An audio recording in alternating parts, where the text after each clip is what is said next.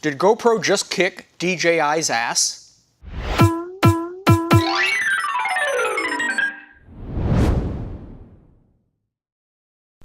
Hi, I'm Jack with KJ Filmworks. I've been in the film and video business for about 30 years.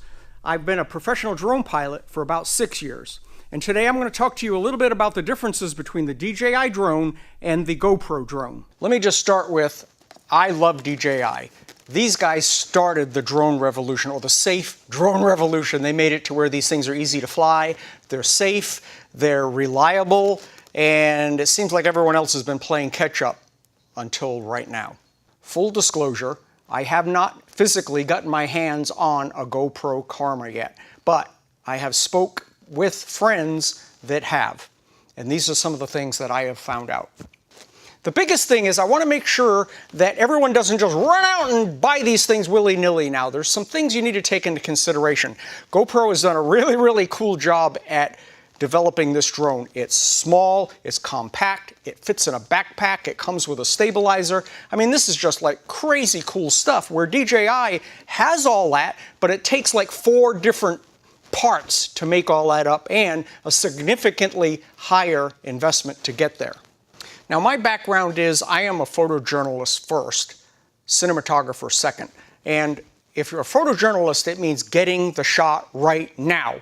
And back in the old days when we had big cameras made by Sony and things like that, you pushed a button, the thing worked, there was no question. Nowadays, everything seems to be based on an app. And I hate apps. They never work. They are slow to load. They won't interact with the equipment. They are just a gigantic pain in the butt, and I hate apps.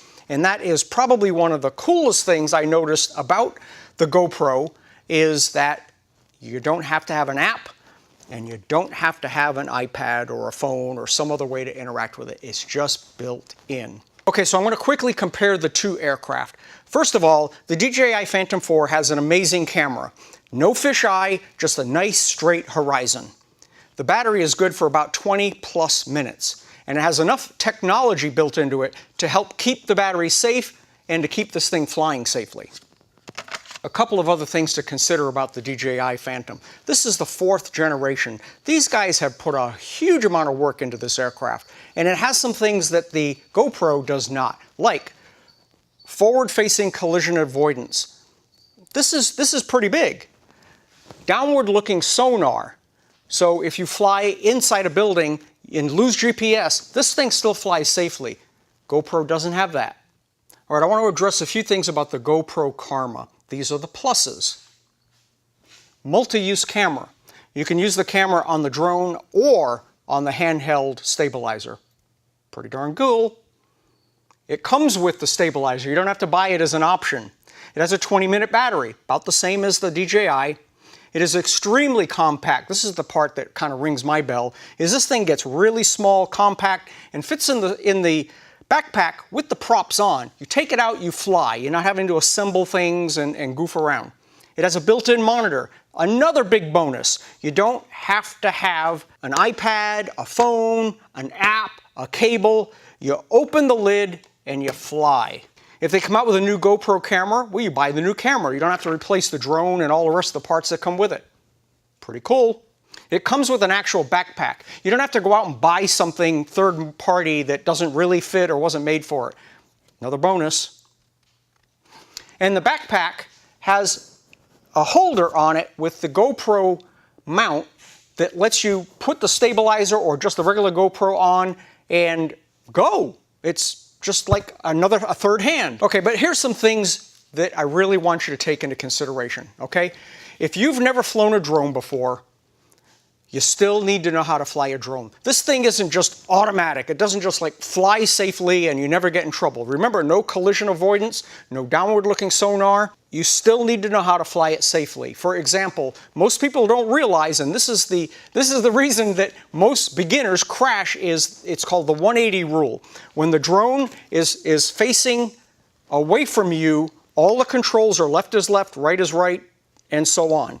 When the drone is 180 degrees turned and facing you, everything's backwards. So if you get in a panic situation and hit the left rudder, it's going to go right.